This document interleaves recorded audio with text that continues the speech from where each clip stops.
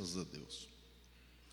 Meus irmãos queridos, como na semana passada nós falamos sobre o céu e sobre Jesus, hoje queremos falar com os irmãos, já perceberam aí pelo andamento da liturgia, que nós vamos falar sobre o Espírito Santo. Vamos, se você pode nos acompanhar, nós vamos ler Gênesis capítulo 1, versos 1 e 2, só isso. Gênesis capítulo 2, versos 1 e 2.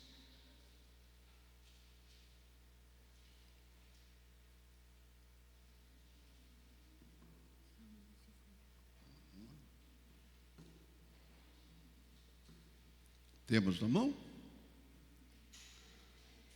Vamos juntos? No princípio, criou Deus os céus e a terra. E assim foram concluídos os céus, a terra. Não é 2, 1, não. É 1, 2, 1, 2, 1, 1 e 2, perdão. Eu disse errado, né? Vamos juntos agora? No princípio, Deus criou os céus e a terra. A terra era sem forma e vazia. Havia trevas sobre as águas profundas, e o Espírito de Deus se movia sobre a face das águas. O Espírito de Deus. Quem é o Espírito de Deus? O que o Espírito de Deus fez no passado?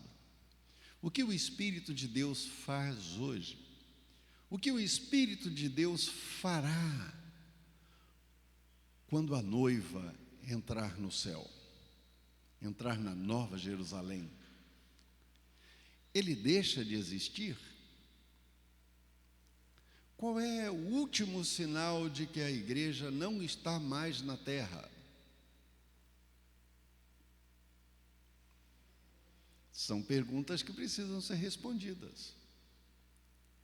Quando no Antigo Testamento nós lemos esses 2 primeiros versos, eles apontam para uma realidade que precisamos entronizar na nossa memória e no nosso coração. As 2 lições desses 2 primeiros versos, de maneira muito rápida e simples, é que Deus, o único Deus, criou todas as coisas. Não há outro Deus. Se você pega o texto para ler o profeta Jeremias, por exemplo, você vai perceber as denúncias que o Deus eterno, todo-poderoso faz sobre a adoração à rainha do céu, sobre a adoração à imagem de esculturas, sobre a adoração dos antepassados, sobre a adoração de filhos ou de pais que ocupam o lugar do Senhor. É bom perceber que o profeta Jeremias, não está denunciando o respeito que se deve ao pai e à mãe, o cuidado que se deve ter com os filhos ou com os netos, mas o que ele denuncia é quando estes objetos criados ocupam o lugar de Deus e tornam fonte de desobediência à ordenança divina. Quando lemos o versículo 2 de Gênesis, nós vamos ver que a terra era sem forma e vazia, mas quem é que estava observando, construindo, dirigindo toda a ordem da criação até nas profundezas das águas? O Espírito de Deus. No Novo Testamento, o Espírito de Deus é chamado de Espírito Santo. Jesus foi quem designou assim. Já em Atos, no capítulo 1, Jesus fala que a igreja receberia um Espírito que estaria com ela, e que este Espírito, em Atos 1:8, e que este Espírito orientaria a igreja até o dia da sua volta. Então, a igreja recebe um penhor, recebe uma segurança. Mas, em todo o Antigo Testamento e no Novo Testamento, nós vamos aprender que o Espírito Santo é uma pessoa. E incrível que pareça, extraordinário, que está causando um estardalhaço na igreja romana nesses dias, é que Sua Excelência, o líder daquela denominação, decretou que Maria não é mais corredentora com Cristo. Para a igreja romana, Jesus é o Salvador, mas para chegar a Jesus precisava de Maria. Agora, a igreja entendeu. O colegiado de líderes da igreja romana, que moram na Santa Sé, em Roma, fizeram um apanhado nas Escrituras e descobriram que há só um mediador entre nós e o nosso Deus. Eu acho que isso está escrito na Bíblia, há 2000 anos atrás, não me lembro bem. E os reformadores lutaram por isso. Meus irmãos, isso não quer dizer que não devemos respeito a Maria. Ela é a mãe do Jesus de Nazaré, do Jesus homem, que hoje é o nosso intercessor junto ao Pai, único mediador entre nós e o nosso Deus. Ela é a mãe do corpo do nosso Senhor. Devemos a ela todo o respeito, porque ela foi escolhida entre todas as mulheres da terra para ser a mãe daquele que viria a ser crucificado em nosso lugar. Devemos respeitá-la, devemos até amá-la, mas não podemos venerá-la ou adorá-la. É bom lembrar que quando falamos a respeito da pessoa do Espírito Santo, nós estamos lembrando da doutrina bíblica que trata de que Deus é um só, mas que Ele se revela em 3 pessoas. A Bíblia revela e ensina em todos os tempos que Deus subsiste em 3 pessoas: o Pai, o Filho e o Espírito Santo. Não tem outro. Feitos da mesma substância, iguais em poder e glória, coexistentes como único Deus. O Pai, uma pessoa; o Filho, uma pessoa que se encarnou; e o Espírito Santo, que hoje é penhor da igreja. É o Deus em nós, na igreja, para guiar a igreja, para livrar a igreja, para orientar a igreja, para santificar a igreja. Esta terceira pessoa é chamada de Espírito Santo. Ele está conosco agora, e é pela mediação dele que nós entendemos as Escrituras, porque ele quem ilumina a nossa mente e o nosso coração.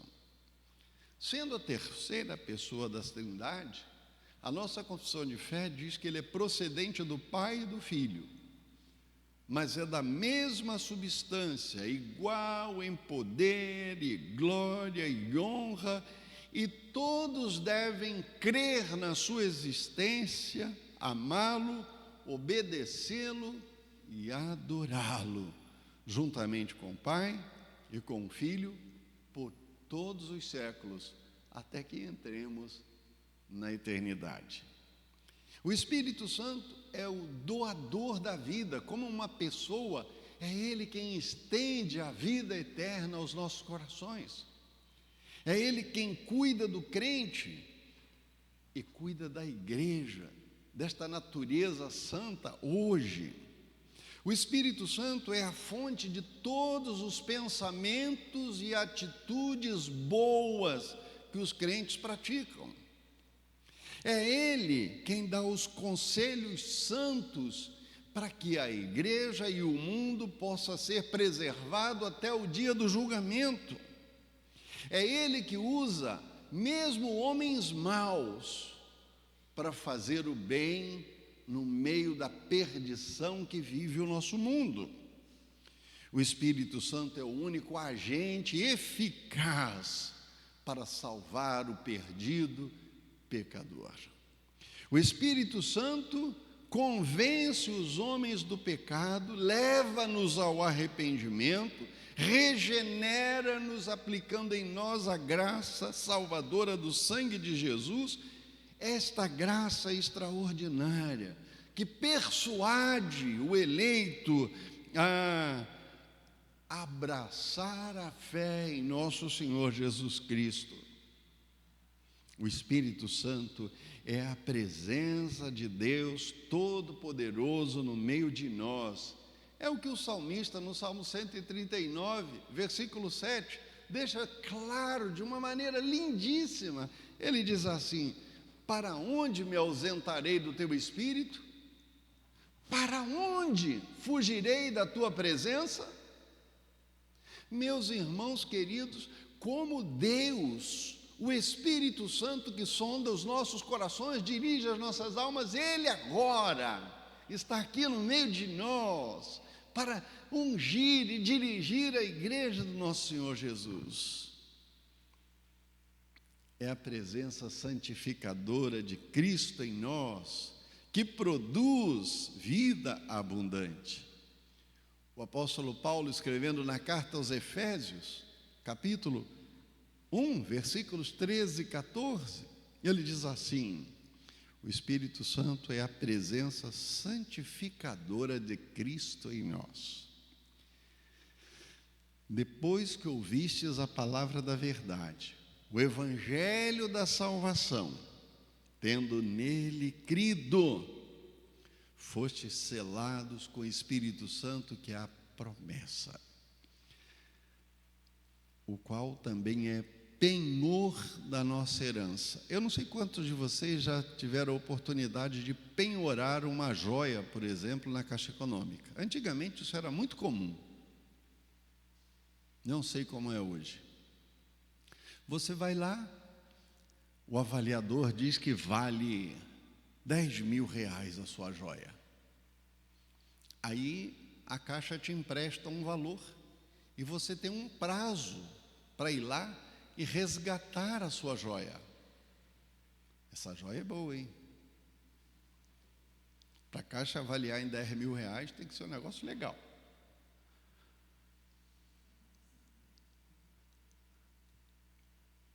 No dia marcado para o resgate, você tem que chegar lá, fazer o pagamento e resgatar a sua joia.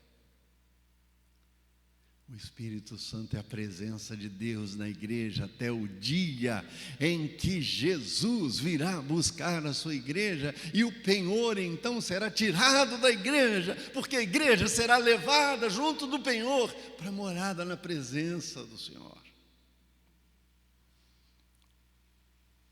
O que Ele faz hoje?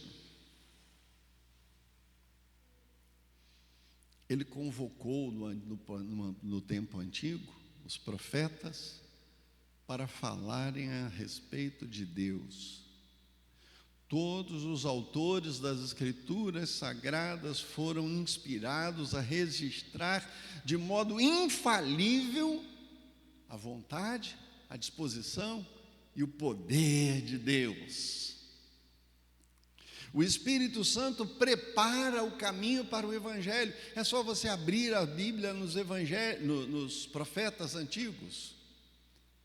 Todos eles vão dizer assim: o Espírito do Senhor me tomou, ou o Espírito do Senhor me disse, ou o Espírito do Senhor mandou dizer, ou o Espírito do Senhor me acordou de noite, ou o Espírito do Senhor me levou até o céu, ou o Espírito do Senhor me levou ao vale dos ossos secos, ou o Espírito do Senhor me fez ir até o templo, Ele me levou até o templo. O profeta está em casa, está descansando, está dormindo muitas vezes, mas ele desperta com esta segurança: o Espírito do Senhor mandou dizer.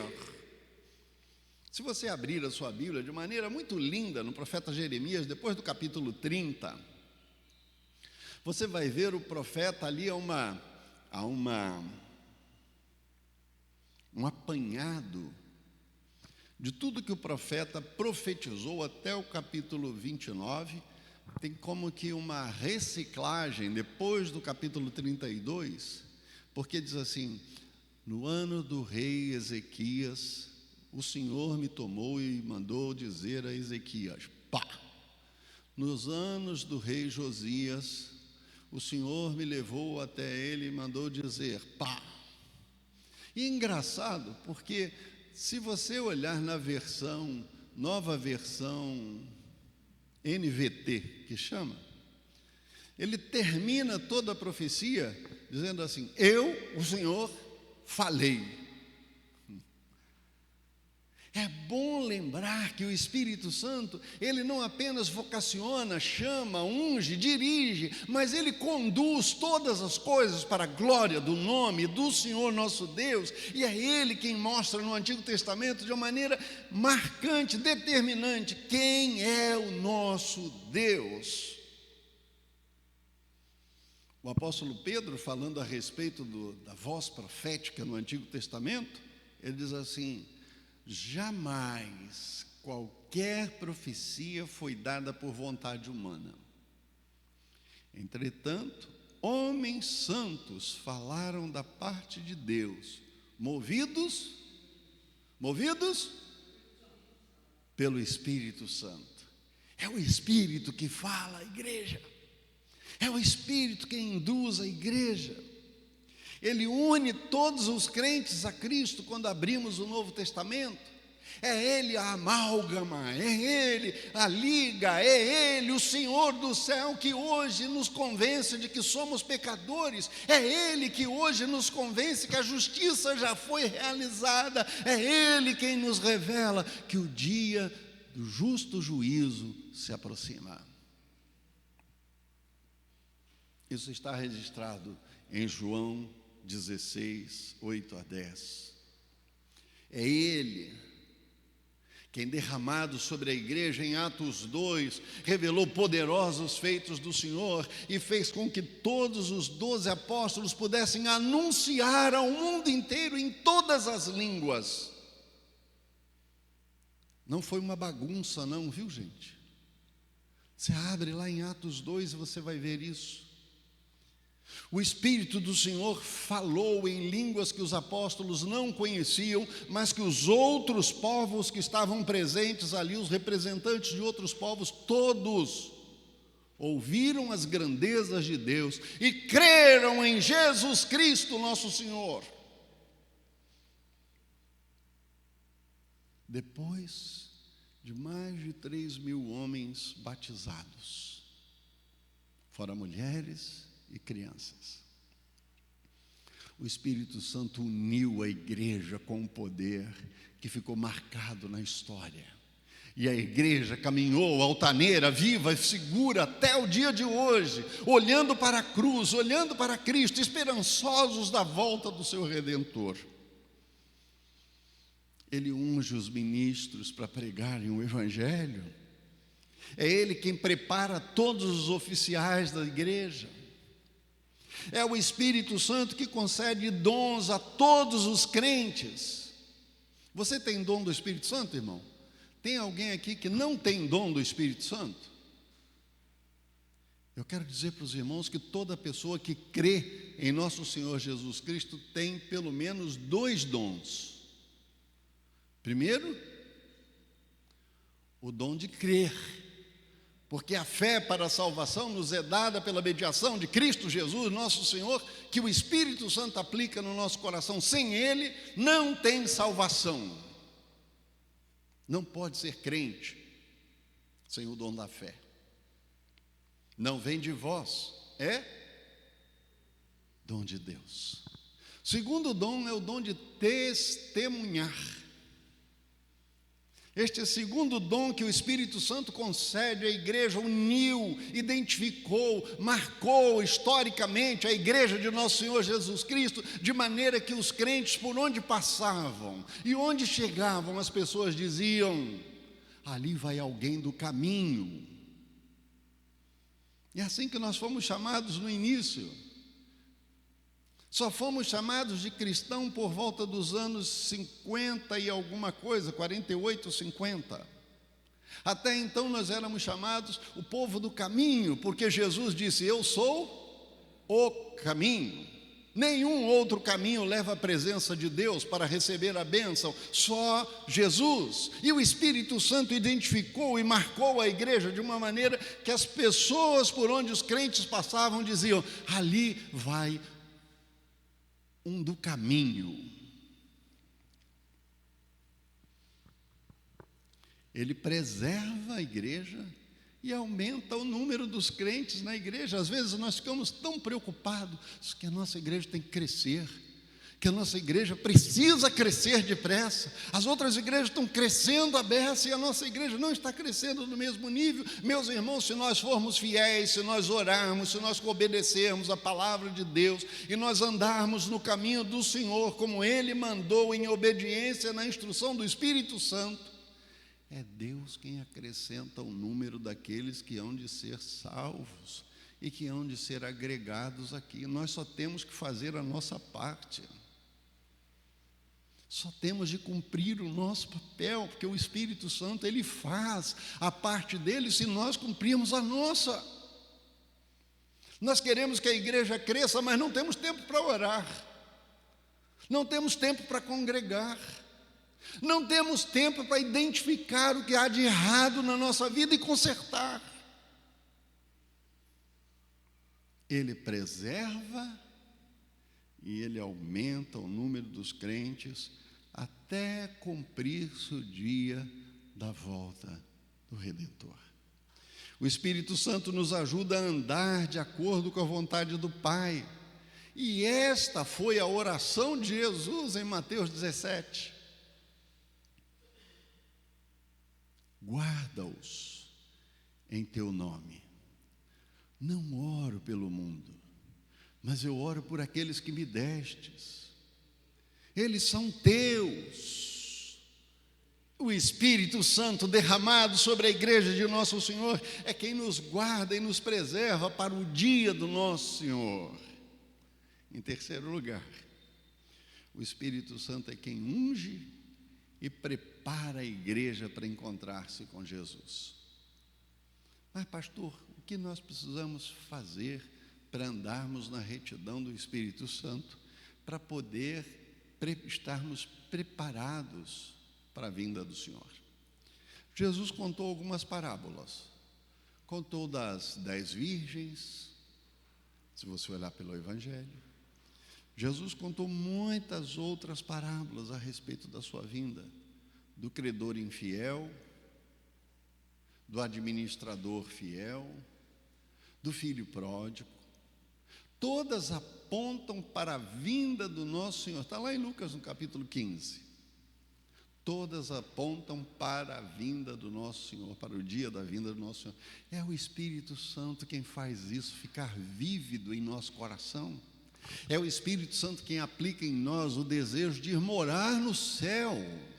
É o Espírito Santo. Meus irmãos, nós vivemos um tempo em que as pessoas não amam a Deus. São membros de igreja, mas não amam a Deus. Amam o mundo, querem a riqueza do mundo, querem a fartura do mundo, querem o bem-estar no mundo, não querem o reino do céu. Estou vivendo bem, tenho um ar-condicionado, tenho o carro que eu gosto, tenho a mulher ou o marido que eu gosto, eu tenho lá os meus filhos ou não tenho os filhos que eu não quero, eu tenho, para que eu quero o céu? O céu, isso aqui se tornou céu para alguns. O Espírito Santo nos convence de que o céu é tão extraordinário, que em 1 Coríntios, no capítulo 2, versículo 9, está escrito: nem olhos viram, nem ouvidos ouviram, nem jamais penetrou no coração humano o que Deus tem preparado para aqueles a quem Ele ama. O Espírito Santo é quem nos convence. Mas nós, será que queremos o Espírito Santo mexa em nós assim? Será que queremos que Ele nos comova a ponto de não nos interessarmos para as coisas do mundo, mas buscarmos a presença do Senhor? Será que queremos de fato estar na presença desse Deus? No Antigo Testamento, falando a respeito deste dia, o profeta Isaías, no capítulo 61, diz assim: o Espírito do Senhor está sobre mim, porque o Senhor me ungiu para pregar as boas novas aos quebrantados. Enviou-me a restaurar os contritos de coração, a proclamar aos cativos a liberdade aos cativos e a abrir a prisão a todos os que estão presos. O Espírito Santo é quem liberta da prisão, do pecado e da morte. Ele está sobre mim. E você pode então me dizer: mas pastor, isso é profético a respeito de Jesus. É sim, mas Jesus disse que nós receberíamos este mesmo Espírito e que aqueles que creem em Jesus Cristo fariam os sinais que Ele fez e fariam muito mais. Em Atos 2, esse Espírito foi derramado sobre a igreja, e a igreja recebeu o dom de Deus. E agora, o que nós fazemos com o dom de Deus? Porque Ele está sobre mim, Ele está sobre você.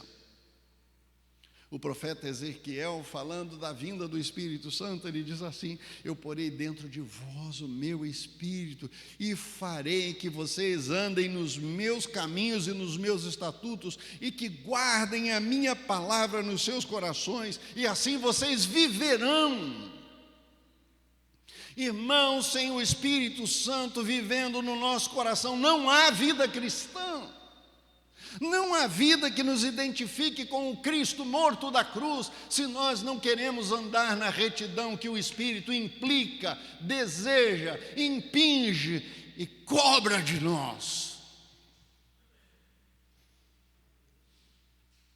Jesus falando com seus discípulos, despedindo deles, no capítulo 16, ele diz assim: quando o Espírito Santo vier,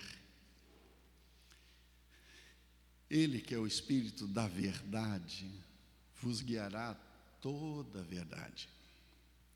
Ele anunciará as coisas que hão de acontecer.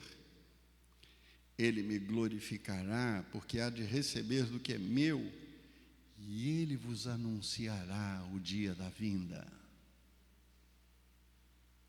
Em Gálatas 5, o apóstolo Paulo, exortando a igreja, diz assim: se vocês vivem no Espírito, como dizem, andem no Espírito,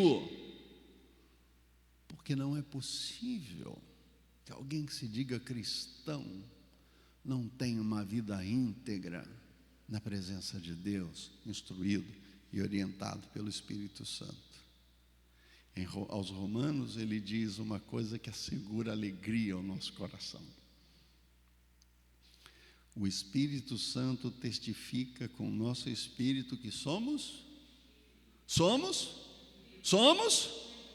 filhos.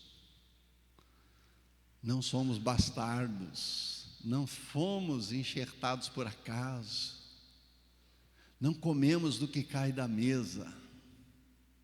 Nós fomos chamados para viver das delícias do céu aqui na terra, para desfrutarmos do poder e da graça do Espírito Santo, para vermos os sinais, as maravilhas acontecendo adiante de nós, ainda que eu dê um mau passo. Deus cuida de mim, e o Espírito Santo me levanta e me faz olhar para o céu com esperança.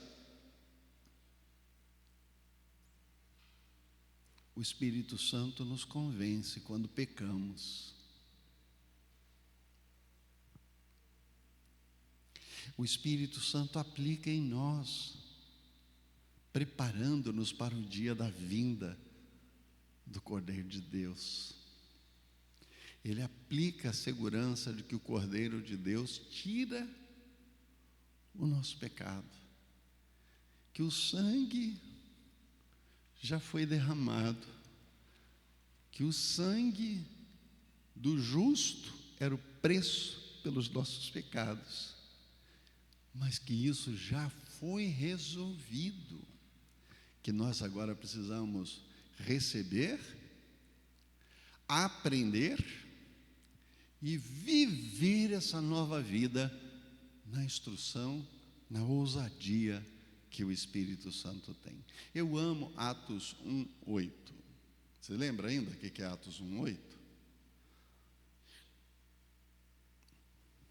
Jesus disse para os seus discípulos assim: agora ele vai despedir e vai subir ao céu.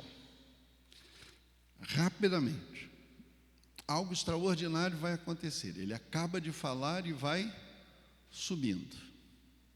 De repente, uma nuvem o envolve e os discípulos não veem mais. E esta foi a última palavra para eles: recebereis poder ao descer sobre vós o Espírito Santo, e vocês serão minhas testemunhas, na sua casa, na sua vizinhança, na sua parentela e até os confins da terra. Meus irmãos queridos, estamos preparados para a vinda do Senhor, do noivo? Porque Jesus Cristo já pagou o meu pecado, porque eu sei que sou pecador e você também é. Somos miseráveis pecadores, aplicando tudo isso à nossa vida. Eu sei quem eu sou e eu sei que você não é diferente de mim. O profeta Isaías disse isso lá no capítulo 6. Eu sei quem eu sou e eu sei o meio onde eu vivo.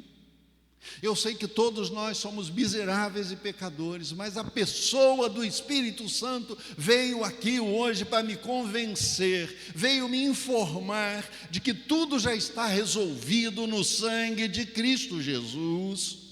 E se eu crer, e se você crer, e se você receber a graça salvadora de Jesus Cristo, o Espírito Santo vai aplicar essa graça na sua vida, na sua dinâmica diária, vai transformar os seus hábitos, vai transformar o seu coração, vai transformar a sua alma, vai te dar novos desejos, novos intentos, vai colocar a vitória no seu caminho. E um dia nos levará ao encontro do noivo para entrarmos na Nova Jerusalém.